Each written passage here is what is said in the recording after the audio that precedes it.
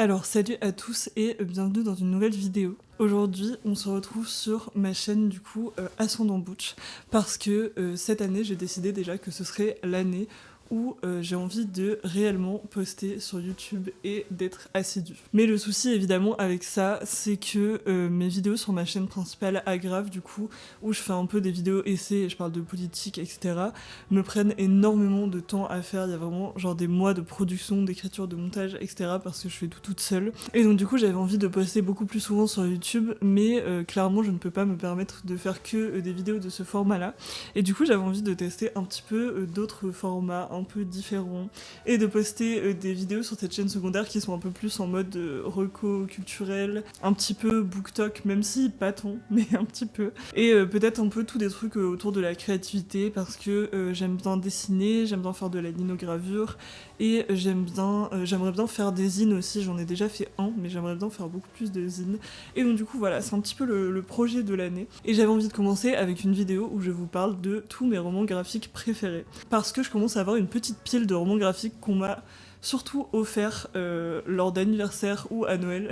Parce que ça coûte quand même assez cher, on va pas se mentir. Mais voilà, j'avais envie de faire une petite vidéo où je vous parle de mes romans graphiques préférés du monde et de pourquoi je les aime et éventuellement vous les recommander. Parce que moi j'adore lire des romans graphiques, je trouve ça trop cool. Je trouve que c'est toujours magnifique. Et je trouve qu'en plus c'est une forme d'art qui permet de voir énormément de styles différents.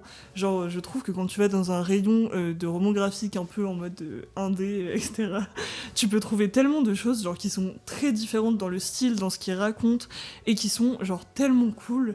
Et c'est ça que j'avais un peu envie de mettre en avant aujourd'hui avec ma petite vidéo de roman graphique. Et j'avais même pas fait exprès, mais je viens de me rendre compte que j'en ai 10 à vous recommander, donc c'est très carré tout ça. Et en plus, je suis trop ravie parce que sur tous ces romans graphiques, il y en a pas mal qui sont des romans graphiques qui sont des romans graphiques de lesbiennes ou qui incluent des personnages lesbiens, etc. Donc je suis ravie de pouvoir partager tout ça. Donc le premier roman graphique dont je vais parler, j'ai décidé de le mettre en premier parce que ça correspond aussi à la période où j'ai l'impression d'avoir vraiment redécouvert et vraiment commencé à vraiment beaucoup apprécier les romans graphiques. Et c'est Quitter la baie de Bérénice Mottet de Narbonne, qui est l'un de mes romans graphiques préférés du monde entier, notamment pour le style de dessin qui est tout simplement incroyable. Et je me souviens que ce roman graphique-là, j'avais vraiment choisi totalement au hasard dans les rayons, parce que je cherchais un cadeau pour ma petite sœur et j'avais cherché partout et j'avais trouvé la couverture trop cool et j'avais regardé un peu ce qu'il y avait dedans et ça m'avait trop tenté parce que c'est un style de roman graphique du coup qui est totalement en noir et blanc comme ça et qui moi me parle énormément. Je pense que ça va se voir au long de la vidéo, mais j'avoue que j'ai un énorme faible pour tous les dessins en noir et blanc, ça me parle vraiment énormément. Et donc dans Quitter la baie, on suit le personnage principal qui s'appelle Magdalena, qui vit sur une sorte de baie, une sorte d'endroit près de la mer, où elle vit avec son frère et l'un de ses amis d'enfance. Mais son frère et son ami d'enfance, ils sont partis très récemment pour aller vivre dans la grande ville pour poursuivre leurs études, alors que elle est encore bloquée au lycée, me semble. Et c'est un roman graphique qui est très contemplatif en quelque sorte, genre on va suivre vraiment le personnage dans des espèces de nature, avec des créatures un petit peu mystiques, des animaux, toutes sortes de formes un peu autour d'elle, qui vont la suivre un peu partout. Et c'est un roman graphique où il y a vraiment un petit peu une forme de mélancolie, mais qui est trop jolie et qui parle d'être en fin d'adolescence et d'être un peu énervé contre le monde, d'essayer de chercher sa place. Il y a évidemment le personnage de cette amie d'enfance qui est le personnage de Gaël, qui est personnellement l'un de mes personnages préférés et qui est très vraiment énervé contre le monde entier et qui, je sais pas, qui partage cette colère. Et on retrouve plein de thèmes un peu d'industrialisation, un peu d'endroits qui étaient des endroits naturels avant. Mais ça parle aussi juste d'être jeune, d'être entre deux mondes. Et ça se voit que ça a été écrit par quelqu'un qui est très au courant de ce qui se passe dans notre société et qui est un petit peu alerté par l'état politique du monde finalement. C'est vraiment un roman graphique qui peut être assez contemplatif et où on peut se dire il n'y a pas forcément une grosse plotline qui est vraiment à suivre, etc. Mais qui, enfin moi, m'avait vraiment chamboulé et énormément touché et vraiment, genre, les graphismes à l'intérieur sont juste magnifiques. Donc voilà, ça c'était pour le premier, Quitter la baie. Pour le deuxième roman graphique, je vais vous parler de Baby Blue, qui est un roman graphique incroyable que j'avais découvert pareil dans une section un peu en mode BD indépendante et qui a été traduit du suédois du coup et qui inclut des personnages de lesbiennes qui sont trop cool. Et je me souviens que quand j'avais vu le roman graphique en rayon, je m'étais dit mais je pense que personne qui n'est pas lesbienne peut dessiner une meuf comme ça, un personnage de meuf comme ça. Et eh bien j'avais bien raison. Et alors c'est pareil, dans le livre on est sur un petit peu... Alors c'est pas exactement du noir et blanc, mais c'est du bleu très très très foncé et blanc. Et c'est un roman graphique qui se passe dans une société qui est une société plutôt dystopique, presque de la science-fiction. Et où on suit Betty, une jeune fille de 23 ans, qui vit dans un pays où l'État prend des mesures drastiques pour prévenir l'effondrement de l'économie nationale qui pourrait advenir si les maladies mentales et les burn-out ne cessaient de se multiplier. Sujette à la dépression, elle se voit envoyée dans une de ces usines de santé créées pour traiter le vague à l'âme des citoyens et développer des esprits plus compatibles avec un objectif productiviste. Elle y rencontre une mystérieuse jeune femme qui lui fait découvrir des modes de vie alternatifs et la possibilité d'une résistante. Dès lors, toutes les certitudes de Betty volent en éclats.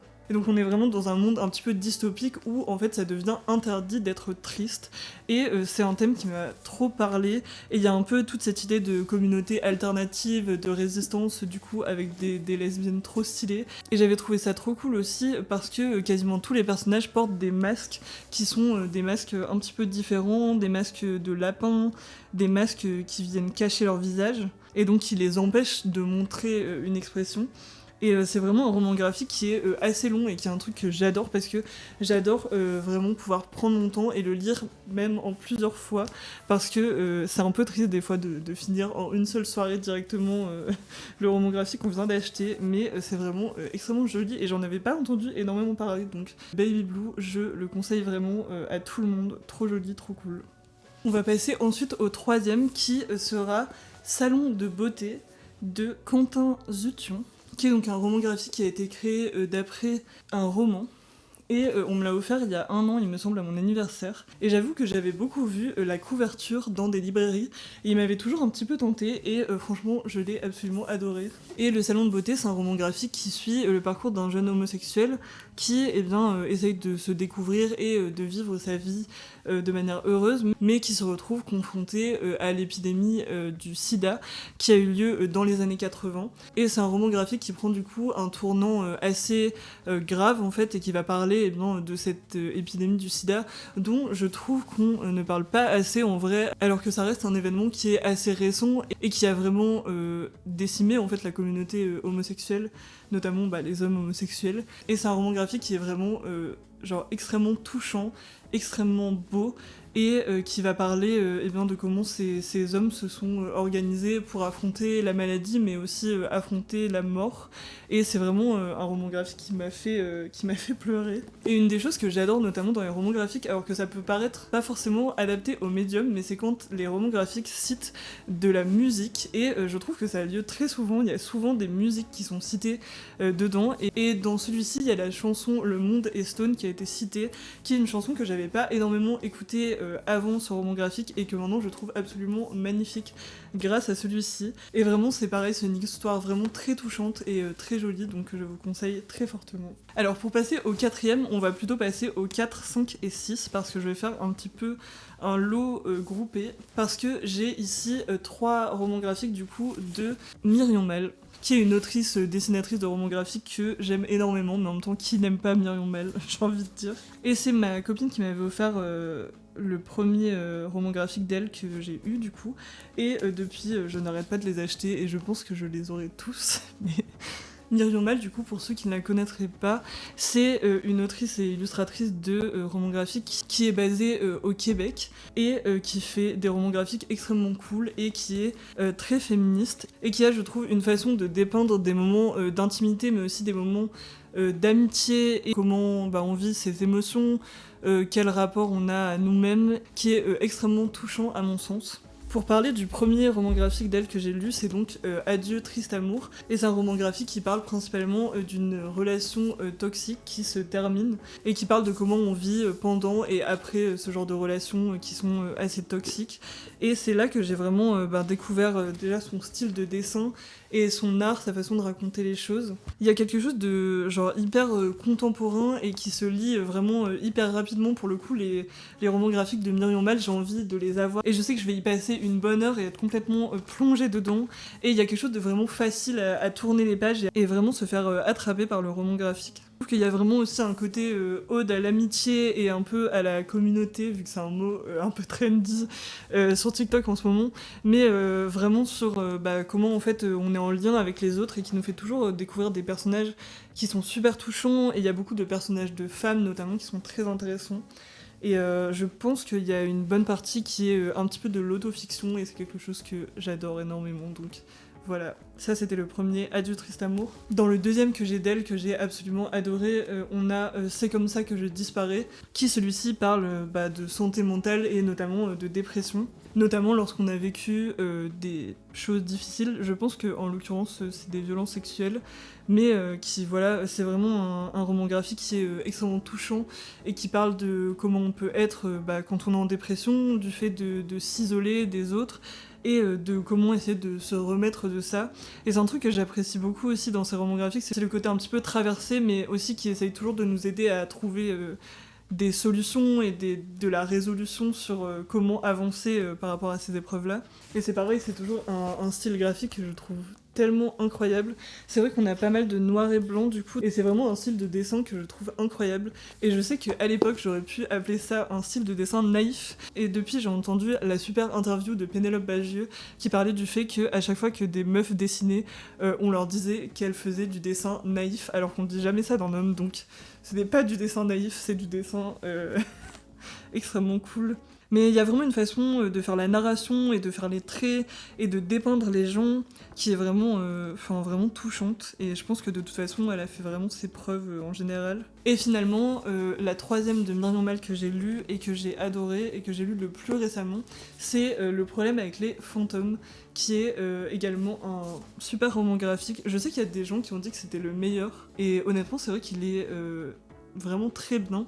Et celui-ci, le problème avec les fantômes, c'est un roman graphique qui parle de deuil, et notamment du fait de perdre un ami à un âge assez jeune, et de comment ça va impacter en fait un groupe d'amis. Et donc du coup on va suivre un petit peu le point de vue des différentes personnes de ce groupe d'amis, et de comment le deuil est vécu, et de toutes les émotions que ça apporte, de aussi dans est-ce qu'on se sent légitime à ressentir de la peine ou pas, selon la proximité avec la personne qu'on avait, et comment en fait les uns et les autres on va vivre ces émotions-là. Et c'est pareil, c'est une BD qui est vraiment très touchante, qui parle évidemment d'amitié, parce que c'est un thème qui est vraiment récurrent dans ces BD-là. Et celle-ci, cette fois-ci, elle est en couleur, et je trouve que la couleur est tout aussi maîtrisée que le noir et blanc. Il y a vraiment des pages absolument magnifiques. Et il y a vraiment ce côté, je trouve, dans les BD de Myriam Mal, même quand on a des sujets qui sont vraiment difficiles, il y a quand même une part vraiment de douceur dans la façon dont les choses sont amenées, et les dessins qui nous mettent vraiment dans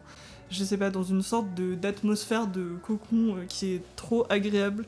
Et donc c'est pour ça que je vous la conseille à 1000%. Ah oui, et d'ailleurs je sais même pas si je l'ai dit, mais les BD de Myriam Mal sont aussi pleines de lesbiennes, et ça c'est un très bon argument également. Énormément de personnages LGBT en général d'ailleurs dans ces BD, qui pour moi est un énorme plus, et qui, je sais pas, j'ai l'impression de vraiment reconnaître des gens que je connais ou que j'aimerais connaître en fait, et de gens qui me ressemblent, et ça fait aussi énormément de bien de voir des personnes comme ça en BD finalement. Alors le 7e roman graphique que je vais vous présenter, c'est Melek plus moi, que pareil j'avais découvert dans un rayon un peu en mode BD indépendante, qui est extrêmement cool. Et j'avoue que celui-là, il est beaucoup plus expérimental. On est sur un truc où c'est un peu dur de savoir vraiment nommer l'histoire et nommer ce qui se passe à l'intérieur. Je sais que le pitch, c'est que la personnage principale, c'est une physicienne, et qu'elle va créer une sorte de double, une sorte de clone d'elle-même, et avoir une relation avec cette personne qui s'appelle Melek. Et c'est un style de dessin qui est vraiment super original pour moi. Et on va retrouver énormément le noir et blanc. Mais il y a aussi des effusions de couleurs au milieu, c'est vraiment un style graphique qui évolue un petit peu pendant le roman graphique, et qui est vraiment tellement cool. Et c'est vraiment un roman graphique qui m'a extrêmement parler graphiquement. Je trouve ça trop intéressant aussi, c'est un peu ce que j'avais retrouvé également avec Baby Blue, mais le fait de voir des lesbiennes qui font de la BD, je trouve que ça amène aussi à voir des corps de femmes qui sont dessinés vraiment différemment de la façon dont on dessine les femmes habituellement. Parce que j'avoue que c'est un truc qu'on peut remarquer assez vite, mais c'est assez fou comme en dessin, a priori, on a une possibilité infinie de choses qu'on peut faire. On peut dessiner des gens dans une variété qui est absolument infinie, et pourtant, évidemment, toutes les normes sociales qui sont posées, notamment sur le corps des femmes, c'est des normes qui vont rester extrêmement présentes dans le dessin, et c'est quelque chose qu'on va souvent voir. Enfin, j'ai l'impression qu'en fait, dans énormément de BD très populaires et qui sont très bien par ailleurs, on a que des personnages de femmes assez minces et assez normées, jolies, etc., qui sont représentés. Et ça, c'est même dans des BD qui sont censés être féministes, etc. Et je trouve qu'il y a vraiment ce truc pour moi, quand on lit des romans graphiques de lesbiennes, qui est de représenter les femmes d'une façon totalement différente. Et je trouve que c'est un truc que j'ai beaucoup ressenti avec Melek plus moi. C'est qu'on a vraiment un rapport au corps et à la nudité qui est vraiment différent, et qui est une femme représentée dans son quotidien avec un corps qui n'est pas un corps en mode je suis un sablier tout mince et je suis belle naturellement tous les jours de la vie. Et je trouve que c'est extrêmement rafraîchissant, et je sais pas, je trouve ça tellement intéressant justement de se servir du dessin pour dessiner des corps en fait qui sont pas des corps extrêmement minces et extrêmement normés. Et aussi je trouve de voir qu'il y a des façons de dessiner ces corps-là qui ne sont pas des façons horribles de dessiner ces corps, quoi. Qu'en fait on peut faire des choses extrêmement artistiques et extrêmement jolies et extrêmement basées et cool sans dessiner des meufs minces à tout bout de champ. Voilà. Et voilà, juste pour revenir sur Baby Blue, comme je vous disais, il y a vraiment... Enfin, ces personnages-là, j'ai l'impression que c'est très anodin, mais je trouve que le fait de représenter des personnages de femmes en leur faisant une carrure avec des épaules absolument énormes, je trouve que c'est quelque chose qui est vraiment pas courant, en fait, dans la façon dont on dessine les femmes, et que je trouve vraiment trop cool. Alors, pour le 8e roman graphique que je vais proposer, ça va être le dernier qui est un roman graphique de lesbienne, et qui est sorti il y a pas trop longtemps, et qui s'appelle La montagne entre nous, dont vous avez déjà peut-être entendu parler, parce que je l'avais vu pas mal passer sur les réseaux sociaux. Et c'est l'histoire de Marcia et Florence, qui étaient deux adolescentes qui vivaient dans un village un petit peu perdu dans la montagne.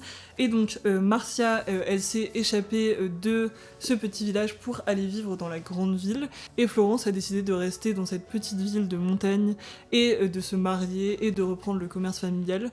Et donc du coup, ça va être l'histoire de Marcia finalement qui va revenir dans ce village de son enfance et se retrouver confrontée à Florence, sachant que pendant leur adolescence, elles avaient eu une histoire d'amour, et c'est un roman graphique qui est extrêmement touchant, qui est extrêmement doux, et il y a vraiment une douceur qui se dégage de cette histoire. Et pareil, roman graphique qui cite une musique que j'adore, qui est Fast Car de Tracy Chapman. Et je sais que ça peut être un scénario d'histoire qui peut être en soi quelque chose qui a déjà été vu dans les histoires lesbiennes, le fameux amour impossible d'adolescence, le thème du petit village, etc. Ça peut être des choses qui ont déjà été faites, mais en fait je trouve que quand c'est bien fait, ça vaut toujours le coup. Et j'ai trouvé énormément de plaisir en fait, et je sais pas, de confort à lire ce roman graphique. Et ce que j'ai adoré également, c'est le fait qu'on ait un personnage de femme âgée, du coup lesbienne, qui est également une femme assez masculine, et c'est un truc que je trouve qu'on ne retrouve pas forcément assez non plus dans les représentations lesbiennes. On a des fois du mal à avoir des femmes masculines et trop cool. Et là, j'étais vraiment trop admirative de cette femme butch âgée qui était trop cool. Donc c'est pareil, La montagne entre nous, c'est un très bon roman graphique lesbien, donc je vous le conseille fois 1000. En 9e position, je voulais vous parler de Métadogose, qui est donc un 2e roman graphique de Bérénice Mottet de Narbonne, dont je vous parlais en tout premier avec Quitter la baie, et qui est une sorte de suite, mais pas vraiment une suite tout à fait. Et dans Métadogose, on va principalement suivre les personnages de Carmen et de Gaël, qui sont donc l'ami d'enfance et le frère du personnage principal de Quitter la baie. Et c'est vraiment une histoire cette fois-ci qui va se passer donc dans la grande ville qui est traversée par toutes les inégalités sociales de notre monde, et notamment par une forte présence de la police. Je sais pas comment décrire les BD de Bérénice Mottet de Narbonne, parce qu'il y a aussi un côté qui est vraiment juste une vibe, quoi. Genre, il y a vraiment une espèce d'aura et d'atmosphère. Là, on est dans la grande ville, et donc je sais que dans sa story Instagram, il me semblait qu'elle parlait du fait que en fait, la ville était vraiment un personnage en soi de cette histoire, et on a vraiment un rapport un petit peu aux personnes marginales qui vivent un petit peu dans les égouts, les souterrains de cette ville, et c'est une représentation que j'adore, et je trouve que Bérénice Mottet de Narbonne, elle est extrêmement forte pour faire ces espèces de grandes planches de représentation de ville où c'est vraiment une double page qui est absolument magnifique, avec vraiment un dessin qui est très très dense et très détaillé, et c'est des pages devant lesquelles tu as envie de passer tout simplement des heures parce que c'est magnifique. Et dans ce deuxième tome, il y a tout un jeu de perspective, de façon de regarder les choses, et c'est pareil, ça parle un petit peu, je trouve, d'homosexualité, ça parle de police, ça parle de rapport à la masculinité, enfin, mais encore une fois, d'une façon, c'est pas des thèmes qui sont martelés, c'est pas un cours sur les oppressions ou quoi que ce soit, c'est plus quelque chose qui est vraiment vécu et qui est assez subtil et que vraiment j'adore, et qui parle, encore une fois, du fait d'être jeune, de grandir en étant jeune dans un monde qui est très difficile et très hostile. C'est d'ailleurs, j'en ai pas énormément parlé sur le tome 1, mais c'est un monde qui est un peu près le nôtre, mais qui est pas tout à fait le nôtre, parce qu'il y a des éléments un petit peu on va dire plus dystopiques, un peu plus éloignés de notre réalité, mais sans être totalement éloignés de notre réalité. Et voilà, très honnêtement, je pense que je pourrais me faire tatouer l'entièreté de ces romans graphiques sur la peau, parce que je les aime de tout mon cœur, et je suis la plus grande influenceuse de Bérénice Mottet de Narbonne. Mais voilà, je vous conseille énormément ce tome 2, et je vous conseille de lire le tome 1 avant celui-là. Métadogose. Et finalement, on va arriver à ma toute dernière recommandation, qui est le roman graphique Connexion de Pierre Janot. Et qui est un roman graphique avec un style très particulier, puisqu'on suit les personnages dans ces espèces de pièces, et il y a vraiment un rapport au décor comme ça qui est très changeant. J'avais cru voir dans des interviews que l'auteur avait vraiment envie d'explorer en fait des façons différentes de faire de la BD, et il y a vraiment un rapport vraiment à l'espace et à la façon dont est agencée l'histoire qui est très original et que j'ai absolument adoré. Ça parle d'un jeune homme qui vient de vivre une rupture amoureuse et qui travaille dans un restaurant, dans une cuisine, et ça va parler de ce monde, la jeunesse, où on est un petit peu perdu et on ne sait pas quoi faire. Ça parle en fait aussi de précarité, et du fait d'être à un âge où on a envie de faire autre chose que ce qu'on fait, mais on se retrouve coincé dans des logiques de quotidien, dans des logiques de on est obligé de travailler pour vivre, et comment on fait pour choisir entre vivre de ce qu'on a envie de faire et finalement devoir mettre de l'argent de côté et s'adapter au monde dans lequel on est. Moi, c'est ce style graphique en forme de case qui m'a énormément parlé. Je trouvais ça très très beau visuellement, mais finalement le thème d'être perdu dans la vie, de rechercher où est-ce qu'on pourrait aller, c'est aussi un thème qui me parle énormément, et de parler de comment agencer ses passions, et le fait aussi de montrer des personnes qui travaillent, genre vraiment qui travaillent, qui ont un boulot, qui travaillent dans une cuisine. C'est quelque chose qui m'a énormément parlé, parce que je pense que c'est quelque chose qui peut beaucoup manquer des fois dans des œuvres culturelles, c'est la présence du travail, parce qu'au final, la plupart d'entre nous, on est obligé de travailler pendant une très grosse portion de notre vie, ça prend une très grosse portion de notre temps, et pourtant le travail, c'est pas forcément un sujet qui est énormément abordé, et je trouvais ça super intéressant en fait d'avoir un point de vue beaucoup plus réaliste et qui ressemblait beaucoup plus à mon quotidien à l'époque, parce que je travaillais en cuisine au moment où j'ai lu cette BD, et j'ai vraiment énormément aimé ce côté-là. Et le libraire m'avait dit que ça avait été écrit par un homme qui avait justement bossé en cuisine à Strasbourg, pas loin d'ici. Et donc du coup, c'est vraiment une lecture qui m'a énormément parlé. Je sais qu'il y a un tome 2 aussi que j'aimerais énormément lire.